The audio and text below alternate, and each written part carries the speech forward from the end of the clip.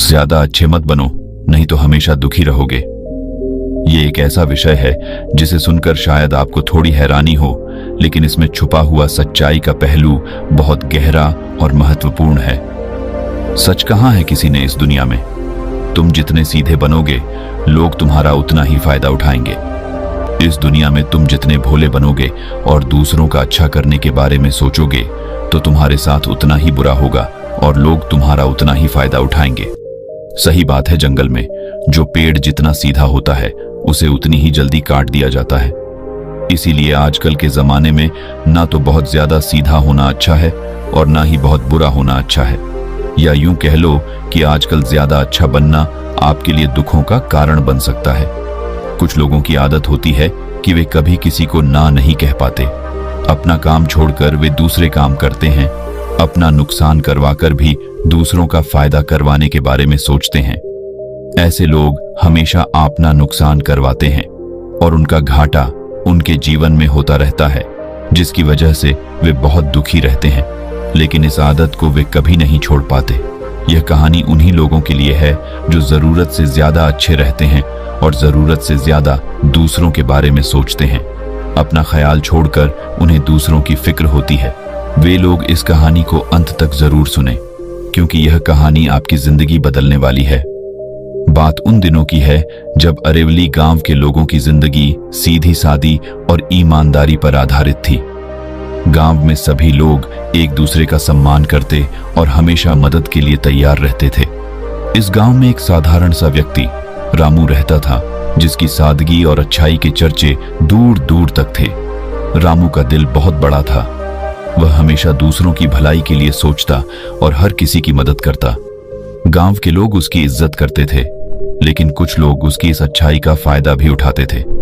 रामू ने कभी किसी को मना नहीं किया था, चाहे कितनी भी परेशानी क्यों ना हो। रामू का परिवार भी उसकी तरह ही साधारण था। उसकी पत्नी सीता बहुत ही समझदार और सुघड़ गृहिणी थी। दोनों की एक बेटी गीता थी जो गांव के स्कूल में पढ़ती थी। रामू का सपना था कि गीता पढ़ लिख कर बड़ी आदमी बने और उनके गांव का नाम रोशन करे। एक बार धनिया राम ने रामू से कहा, रामू, क्या तुम मेरी भैंसों को कुछ वक्त के लिए देख लोगे? मुझे कुछ काम से शहर जाना है, इसीलिए क्या तुम इनका ख्याल रखोगे? रामू ने बिना सोचे समझे हाँ कह दी, क्योंकि वह दिल से बहुत अच्छा था। उसे लगा कि गायों का देखभाल तो आसान है, चारा डालना और पानी देना है, और क्या। उसने कहा, जी मैं ऐसा कर पाऊंगा, आप बेफिक्र रहिए। धनिया राम शहर चला गया और रामू उसकी गायों का ख्याल रखने लगा। वह उन्हें समय पर चारा देता, उनका ख्याल रखता और उन्हें पानी पिलाता। लेकिन उस रात बहुत तेज तूफान आया और तूफान में गायें घर से गायब हो गईं। वे वहां से भाग गईं। रामू चिंता में पड़ गया। उसने बहुत दूर दूर तक गायों को ढूंढा, लेकिन फिर भी वे नहीं मिली। उसने पूरी रात नहीं सोया और गायों को ढूंढता ही रहा। उसके मन में ख्याल आया कि अब वह धनिया राम को क्या जवाब देगा। गायें कहाँ चली गईं? अगले दिन जब धनिया राम आया तो उसने पूछा, मेरी गायें कहाँ हैं? रामू ने कहा, मालिक, रात की बारिश और तूफान में पता नहीं कहाँ गायें भाग गईं। मैंने बहुत ढूंढने की कोशिश की, लेकिन गायें नहीं मिली। धनिया राम गुस्सा हो गया और बोला, तुम झूठ बोल रहे हो। दरअसल तुमने मेरी गायों को बेच दिया है और उन पैसों से अमीर बनना चाहते हो। सच तो यही है। रामू ने कहा, नहीं सर, आप मेरे बारे में गलत सोच रहे हैं। मैं ऐसा सोच भी नहीं सकता और ना ही ऐसा हूं। ये झूठ है, मैं सच कह रहा हूं। मुझे नहीं पता गायें कहां भाग गईं, लेकिन मैंने बहुत ढूंढने की कोशिश की। मैंने गायों को नहीं बेचा है, और मैं ऐसा क्यों करूंगा? धनिया राम ने कहा, क्योंकि तुमने मेरी गायों को बेच दिया। एक दिन के लिए मैंने तुम्हें गायों का ध्यान रखने को कहा और तुमने अपनी असलियत दिखा दी। मैं तुम्हें बहुत अच्छा समझता था, लेकिन तुम बहुत बुरे हो। अब मैं तुम्हारी शिकायत पंचायत में करूंगा, तब देखूंगा फैसला क्या होता है, और तुम्हें मेरी गायों का हर्जाना भरना पड़ेगा। रामू के लाख समझाने के बाद भी वह नहीं माना और बात को पंचायत तक ले गया। पंचायत में उसने कहा, मुखिया जी, रामू ने मेरी गायों को जब मैं उसे जिम्मे सौंपकर शहर गया था तो रात में गायों को बेच दिया। मुखिया ने पूछा, क्या यह सही बात है? रामू ने कहा, नहीं मुखिया जी, ऐसा कुछ नहीं है। मैंने गायों को नहीं बेचा। दरअसल बारिश और तूफान में गायें पता नहीं कहां भाग गईं और मैंने बहुत ढूंढने की कोशिश की, लेकिन फिर भी वे नहीं मिली। आखिरकार पंचायत ने धनियाराम के हक में फैसला सुनाया और रामू को उसकी भरपाई करने के लिए आधे बीघे जमीन उसके नाम करने को कहा। रामू को ना चाहते हुए भी ऐसा करना पड़ा, क्योंकि गायें अब नहीं मिली। रामू खुद को कोस रहा था कि उसने क्या कर दिया। उसने तो भलाई के लिए हाँ बोला था, लेकिन फिर भी उसका नुकसान हो गया। रामू के घर वाले बहुत समझाते थे कि वह दूसरों के लिए ज्यादा अच्छा बनना छोड़ दे, नहीं तो हमेशा उसे नुकसान ही होगा। लेकिन रामू पर इसका कोई असर नहीं होता। एक बार फिर ऐसी ही एक और कहानी हुई। एक दिन की बात है, रामू अपने खेत में काम कर रहा था जब गांव के मुखिया भोलाराम ने उसे बुलाया। भोलाराम बहुत ही चतुर और चालाक आदमी था। वह रामू की अच्छाई को देखकर अक्सर उसकी मदद लेता था, लेकिन बदले में कुछ भी नहीं देता था। भोलाराम ने कहा, रामू, मेरे खेत में कुछ समस्या हो गई है, क्या तुम मेरी मदद कर सकते हो? रामू ने बिना सोचे समझे कहा, हाँ मुखिया जी, बताइए क्या करना है। भोलाराम ने अपने खेत में लगी फसल की देखभाल का काम रामू को सौंप दिया। रामू ने बिना किसी संकोच के काम करना शुरू कर दिया। रामू के दिन का एक बड़ा हिस्सा भोलाराम के खेत में बीतने लगा। इस कारण से वह अपने खेत और परिवार को ज्यादा समय नहीं दे पाता था। सीता ने कई बार रामू से कहा, तुम्हारी यह अच्छाई तुम्हें और हमें मुश्किल में डाल रही है, तुम्हें कुछ सोचना चाहिए। लेकिन रामू हर बार कहता, अच्छाई का फल हमेशा अच्छा ही होता है।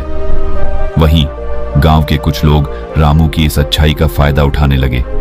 एक दिन गांव के ही एक और व्यक्ति लल्लू रामू के पास आया और बोला, रामू भाई, मेरे घर की छत टूट गई है, क्या तुम मेरी मदद कर सकते हो? रामू ने फिर से बिना किसी हिचकिचाहट के हामी भर दी। रामू की इस अच्छाई का असर उसकी खुद की जिंदगी पर पड़ने लगा। उसकी फसल खराब होने लगी, क्योंकि वह अपने खेत को ठीक से समय नहीं दे पा रहा था। सीता ने फिर से रामू को समझाया, रामू, तुम्हारी यह अच्छाई हमें मुश्किल में डाल रही है, हमें भी अपने बारे में सोचना चाहिए।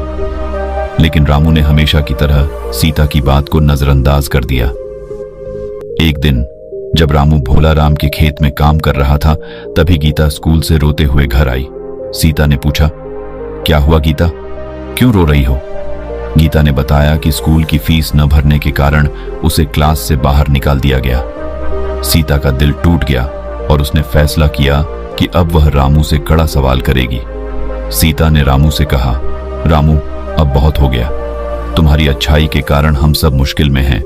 तुम्हें अब सोचना पड़ेगा कि क्या सही है और क्या गलत।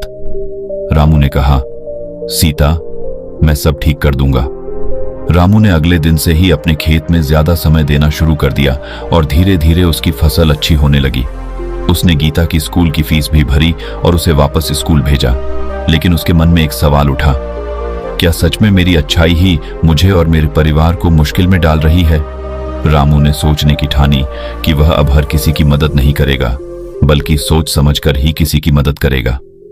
उसने भोलाराम और लल्लू से भी साफ साफ कह दिया कि अब वह सिर्फ अपने परिवार और अपने खेत के लिए ही काम करेगा। धीरे धीरे रामू की जिंदगी पटरी पर आने लगी। उसकी फसल अच्छी होने लगी और गीता भी अच्छे नंबरों से पास होने लगी। सीता भी खुश थी कि रामू ने आखिरकार सही निर्णय लिया। गांव के लोग भी रामू की नई सोच का सम्मान करने लगे।